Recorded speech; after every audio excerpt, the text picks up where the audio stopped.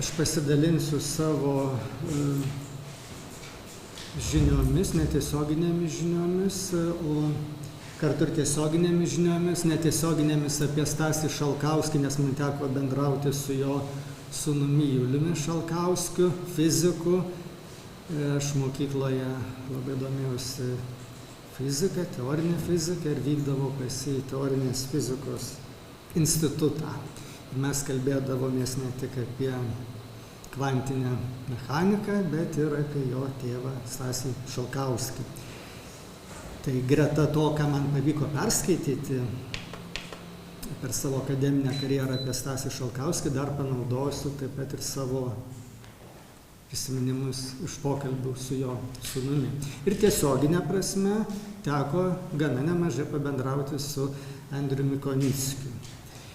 Ir kalbėsiu apie jų mąstymo, pasaulėžiūros jungtis ir to indėlio į Lietuvos kultūrą panašumus. Asmenybės labai panašios ir kartu labai skirtingos. Ir bandysiu savo pranešime parodyti, kokie tie skirtumai buvo, bet pagrindinis šias dvi iškilias asmenybės jungiantis bruožas tai yra atsakomybė už tautos suvokiamos ne tik etninė prasme, bet ir pilietinė, politinė prasme likimą ir labai platus kultūrinis akiratis, išmanymas klasikinės filosofijos tradicijos, tačiau taip pat šiuolaikinių kultūrinių realijų ir politinių realijų išmanymas. Dar viena labai įdomi netiesioginė jungtis yra susijusi su Andriaus Konickio disertacijos objektu, su tuo, kuo jis domėjosi akademinė prasme. Jisai buvo Oskaro Milašiaus filosofinio palikimo ir kūrybos tyrinėtojas, ir tai yra asmenybė iš tos epochos, to kultūrinio konteksto, kuriam priklausė Stasys Šalkauskis. Tai nors tai yra skirtingos asmenybės, bet vis tiek net per Andriaus akiračio prizmę žiūrint, jo akademinių interesų prizmę žiūrint, irgi atsiranda labai įdomi sąsaja. Stasys Šalkauskis 21-22 metais redagavo Romuvos žurnalą. Tai labai trumpai ėjęs tas žurnalas. Vėliau jis atgimė Naujosios Romuvos pavidalu, jau kito redaktoriaus redaguojamo. Jisai šiek tiek pakeitė savo pobūdį, nors vis dėlto tam tikras tęstinumas ir išliko tam tikras konceptualinis tiltas tarp Romuvos ir Naujosios Romuvos. Aš dabar kalbu apie tą naują Romuvą, kuri buvo įkurta dar tarpukario laikais. Ir tie du numeriai redaguoti Stasio Šalkauskio, jie buvo įkvėpti jo mąstymų apie lietuvių tautos, lietuvių kultūros ir net civilizacijos tam tikrą savitumą. Jisai buvo parašęs, dar studijuodamas filosofijos doktorantūrą Šveicarijoje, Friburė, prancūzų kalba, veikalą Dviejų pasaulių takoskyroje. Tekstas parašytas prancūziškai ir čia gali būti įvairios vertimo versijos, bet esminis dalykas tai yra apmąstymas lietuvių kultūros ir Lietuvos civilizacijos. Jisai darė skirti tarp kultūros ir civilizacijos savitumas, kaip ta lietuvių tauta ir lietuvių civilizacija turėtų būti matoma rytų ir vakarų kultūrinių tradicijų įtampoje, nes tas laikotarpis buvo aktyvių politinių ir geopolitinių pervartų laikotarpis, tai buvo tautų formavimos laikotarpis ir Stasiu Šalkauskiu darė didžiulę įtaką, galbūt ir įkvėpė Amerikos prezidento Wilsono idėją, kad tautos turi teisę apsispręsti, tautų apsisprendimo teisė labai buvo svarbi dar formuojantis Lietuvos nepriklausomybės idėjai ir iš karto po įkūrimo Lietuvos Respublikos 18 metais ir šis veikalas 19 metais parašytas prancūzų kalba apie Lietuvą kaip tiltą tarp rytų ir vakarų ir iš esmės tie du numeriai Romuvos, jie tęsia šituos apmąstymus. Ir dabar perinant prie tos tiesioginės mano pranešimo temos, nes aš kalbu apie Stasio Šalkauskio ir Andriaus Konickio pažiūrų sąsajas. Matome Andriaus Konickio mąstyme, jo požiūryje į pilietiškumą, tautiškumą labai panašią idėją, nes jis puikiai mokėdamas lietuvių kalbą ir puikus Naujosios Romuvos redaktorius buvo, nepaisant to, Lenkų tautybės ir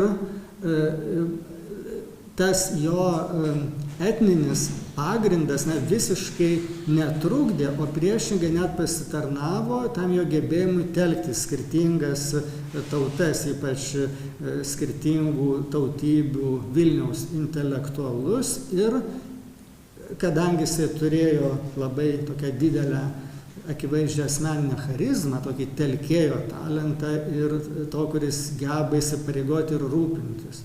Talentą jisai buvo ašis daugybės iniciatyvų, daugybės renginių ir šia prasme atsiskleidė kaip nepakeičiamas ir kiti Naujosios Romuvos redaktoriai, jie turėjo savų privalumų, bet sakyčiau, Andrius galbūt net buvo universaliausias ne tiek dėl tos asmeninės, ar ne tik dėl tos asmeninės charizmos, bet ir dėl savo to akademinio įdirbio, labai plataus kultūrinio akiračio. Aišku, Vaidotas Daunys buvo kūrėjas, poetas, tai turi irgi tam tikrą pranašumą prieš Andrių Konickį, bet jis iš tiesų buvo unikali asmenybė ir po to, kai jis jau mus paliko, tai mes pamatėme, kad nėra kito, kuris galėtų šią veiklą tęsti, net ir tie buvę redaktoriai, jau jie tarsi padėjo tašką, pasakė, kad viskas turi savo pradžią ir pabaigą, kad reikia pabaigti. Tai matome, kad liko tokia neužpildyta vieta. Ir šiuo požiūriu Andrius Konickis pasirodė kaip telkėjas labai labai plačių kultūrinių pajėgų, kaip toks vienytojas tų skirtingų intelektualų grupių, intelektualų priklausančių skirtingiems akademiniams interesams ir skirtingoms tautybėms, tos kaip telkėjas ir akademinė prasme, kultūros prasme ir būtent tas tiltas tarp skirtingų tautų, tiltas pačioje Lietuvoje tarp lietuvių Lenkų, lietuvių ir rusų, Lenkų ir rusų, ar rusų ir Lenkų ir taip toliau. Tai, kas dabar atrodo netgi apskritai sunkiai įsivaizduojama, turint galvoje karo Ukrainoje kontekstą, tą pasikeitusią geopolitinę situaciją ir tą labai, labai radikalią polarizaciją atrodo kaip beveik utopija, bet tai buvo realybė, tas Naujosios Romuvos aukso amžius, kuris galėtų būti tiesiogiai jau siejamas su Andriaus Konickio paveldu ir dabar matome, kokia tai buvo iškili figūra. Ir tuometinis Lenkijos Respublikos kultūrinis atašė Pavelas Krupka, jau vėliau, kai Andriaus netekome, jis irgi atkreipė dėmesį į tai, kad tai unikali figūra Lietuvos kultūrinėje padangėje.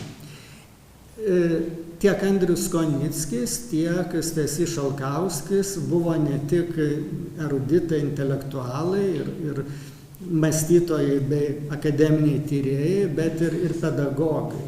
Ir būtent tuo laiku, kai Stasys Šalkauskis redagavo Romuvos numerius, 1 ir 2, 21 ir 22 metais, jis dėstė pedagogikos kursuose. Jis apskritai buvo labai įsipareigojęs tautos ugdymui. Tai buvo ne tik filosofas, tomistas, bet atviras ir kitoms filosofinėms perspektyvoms, taip pat ir iškilus pedagogas. Aš jau nekalbu apie tai, kad tuo metu intelektualai jie dar turėjo daugybę kitų humanitarinių interesų, paprastai dar išmanydavo be savo srities ir teisę, ir ekonomiką, ir Stasys Šalkauskis irgi pradėjo ne nuo filosofijos, bet nuo kitų disciplinų ir kai jis susiformavo kaip filosofas, tai turėjo tokį labai platų humanitarinį akiratį. Ir viena iš tų jo esminių interesų dedamųjų tai buvo pedagogika, tautos ugdymas, ir jis sukūrė po to visą filosofiją apie tautos ugdymą. Ir nesibaidydamas šito žodžio tauta, pačią tautą suvokė įtraukiai tuo požiūriu, kad neišeliminuodamas etninio, tautinio elemento, jį netgi labai akcentuodamas ir pripažindamas, kad jį reikia iškelti, išryškinti, jo tą savitumą pabrėžti, kartu jo linko nepriešinti su pilietiniu, politiniu ir valstybiniu tapatybės elementais. Jis kalbėjo apie tai, kad valstybėje reikia budinti tautą, o tautoje reikia budinti valstybę. Valstybę tautinti, o tautą valstybinti. Kalbėjo apie tokią labai savitą sinergiją, apie priešinį procesą, šitų dalykų nesupriešindamas, kaip kartais jie dabar dažnai supriešinami, kai kalbama, kad mes jau nekalbėkime apie etninę tautą, tai yra pasenęs naratyvas, o dabar kalbėkime tik tai apie pilietinę ir politinę tautą. Ir jis būtų apskritai pasibaisėjęs tokiu referavimu į pasakojimą, į naratyvą. Tarsi mes turime susikalibruoti pagal kažkokį teisingą naratyvą ir būtų kvietęs kalbėti apie esmę. Be jokių naratyvus apibrėžiančių ribų reikia diskutuoti, iš esmės, filosofiškai, su didelė kritinė refleksija. Tai būtų pasibaisėjęs tuo, kas dabar vyksta.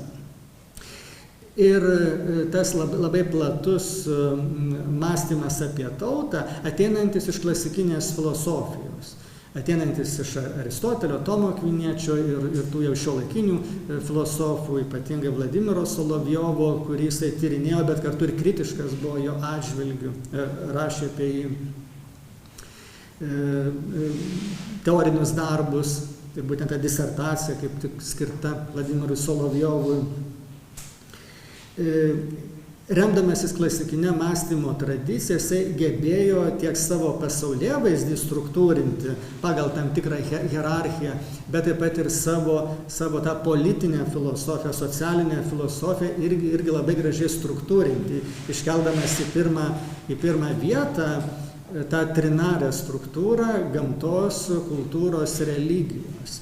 Net jeigu mes galėtume ginčytis, ar būtent šitie trys elementai yra pagrįsti, ar nereikėtų kažkokių kitų įvardyti, tai esminė mintis čia yra ta, kad bet kuris aukštesnis lygmuo įmanomas tada ir tik tada, kai yra susitvarkoma su tuo žemesniuoju lygmeniu, jeigu jis yra paklojamas kaip tinkamas pagrindas. Ir tada nuo to pagrindo atsispiriant jau atsiranda galimybė tą aukštą statyti. Ir kiekviename žemesnėme lygmenyje atsiranda prielaidos, poreikis prielaidos, galimybė tam aukštesniam lygmeniui atsirasti.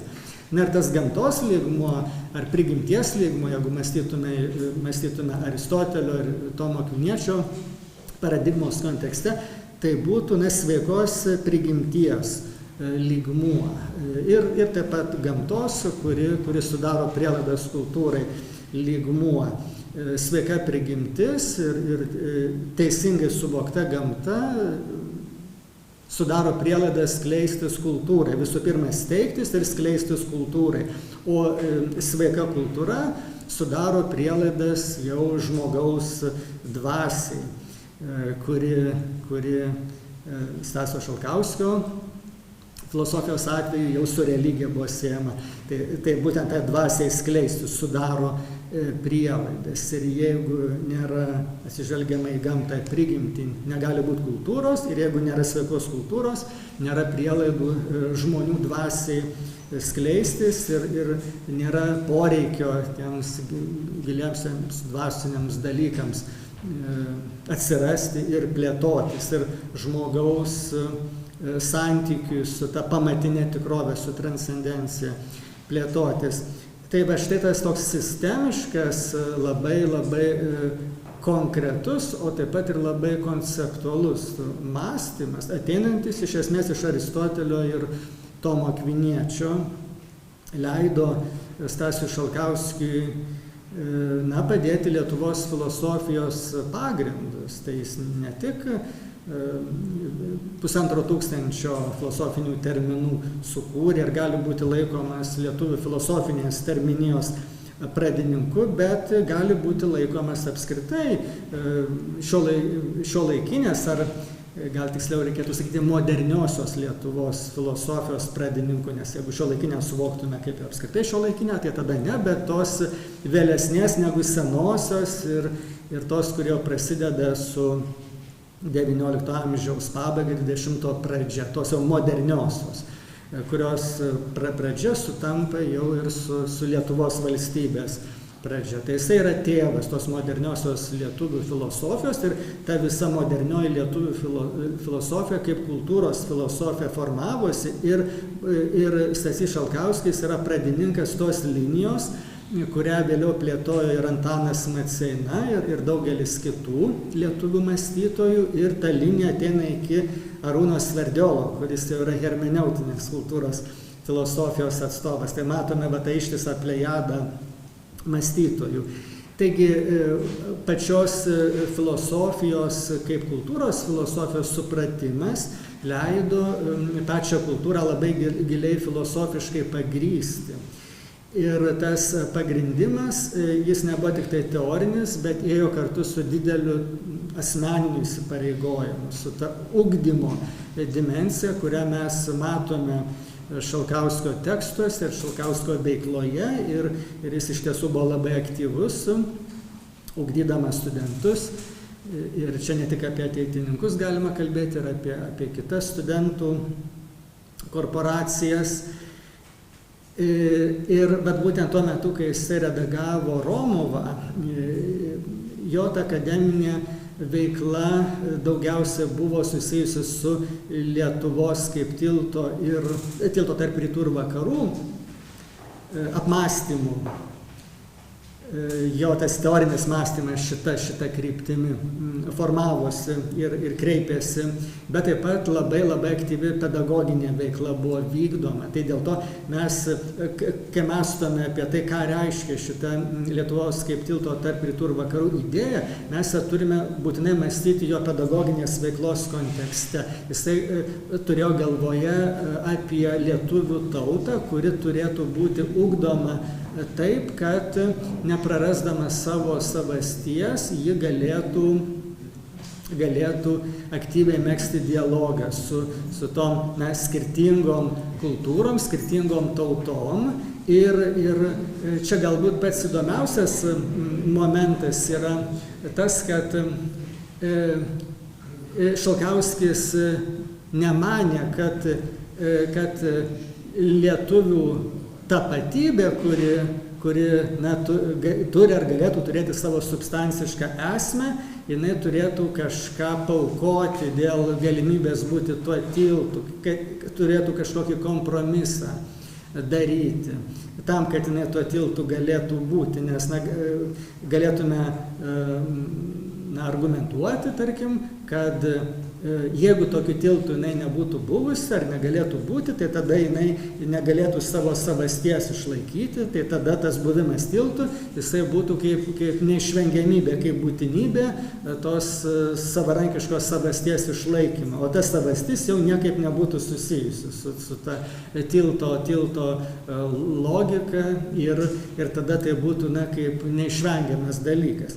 Bet kas įdomiausia, kad Šalkauskis matyt manė šiek tiek kitaip. Jis manė, kad lietuvių tauta pačią savo tapatybę išgrynina būtent santykėje su kitomis tautomis, su tomis aplinkinėmis rytų ir vakarų tautomis. Ir tai yra labai, labai šiuolaikinė idėja, šiuolaikiška idėja, kai tu savo paties apsibrėžimą susieji su tais skirtumais, su tuo, kas tave skiria nuo kitų. Viena vertus yra kažkas substanciškai inherentiška, kaip tavo substancinis toksai branduolys aristoteliškai kalbant, bet taip pat ta tapatybė išsigrynina per skirtumo su kitais, su kitomis tautomis, kitomis kultūromis supratimu. Tai tokia tapatybės per skirtumą samprata yra iš tiesų labai, labai inovatyvi ir tiems laikams jinai buvo apskritai labai,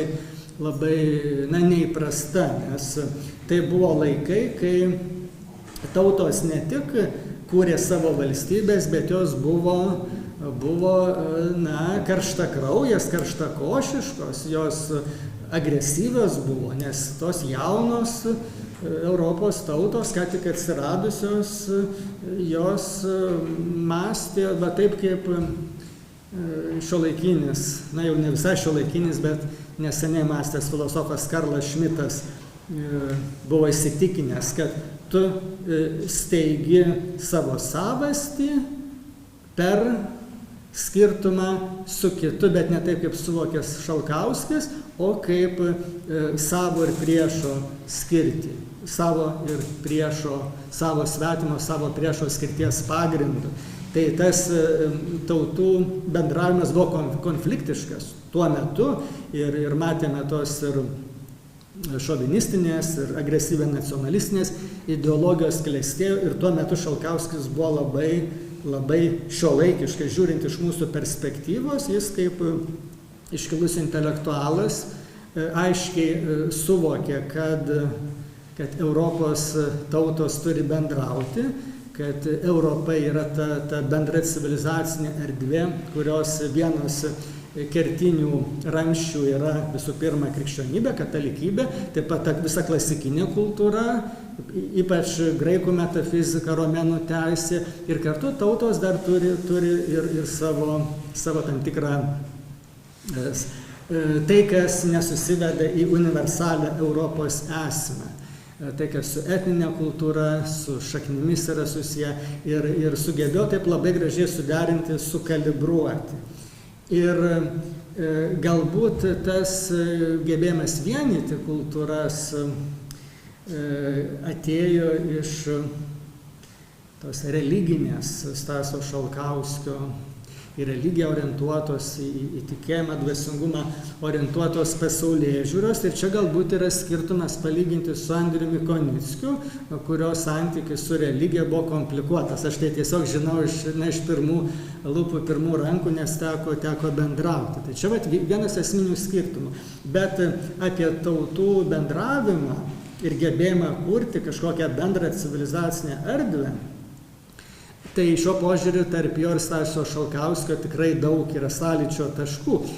Dar kalbant apie jo lenkiškas šaknis, tai čia irgi svarbu pabrėžti tą dvasinį ir kultūrinį abiejų tautų respublikos momentą ir ypač mano jau minėtas Lenkijos Respublikos atašė Lietuvoje Pavelas Krupka, jis tą irgi nuolat akcentavo, kad šitoms dviem tautom, lietuvių ir lenkų tautai, reikia prisiminti tą savo gerąją patirtį abiejų tautų respublikos laikais, nes tai irgi sustiprins kiekvieną iš šitų tautų ir kultūriškai, ir politiškai, ir kariškai, ir aš jam tikrai pritariau šituo požiūriu.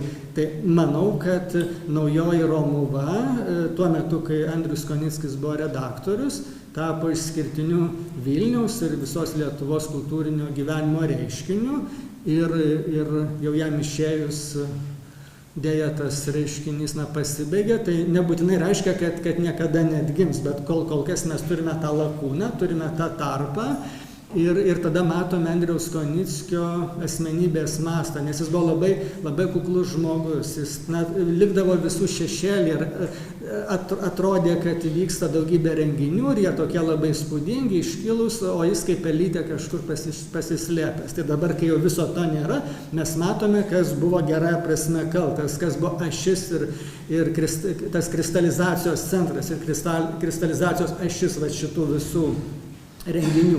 Taigi jo, kaip ir Šalkauskio atveju,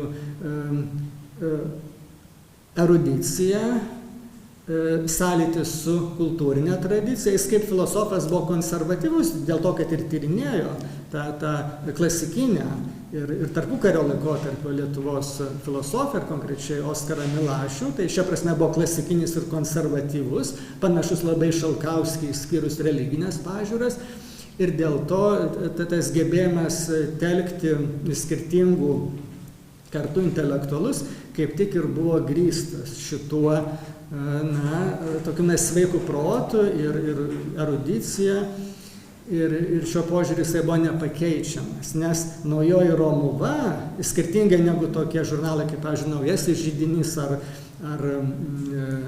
teatrologija, muzikologija, ten ir kiti akademiniai leidiniai, jis sugebėjo sutelkti ir filosofus, ir dailėtyrininkus, ir muzikologus, ir teatralus. Tai buvo ekumeniškas, kalbant apie tas skirtingas akademinės ir kultūrinės veiklos sritis, ir kalbant apie skirtingas tautas, ir taip pat kalbant apie skirtingas kartas. Čia dar kalbant apie Konickio pedagoginę veiklą, verta prisiminti, kad jis globojo jaunuosius poetus.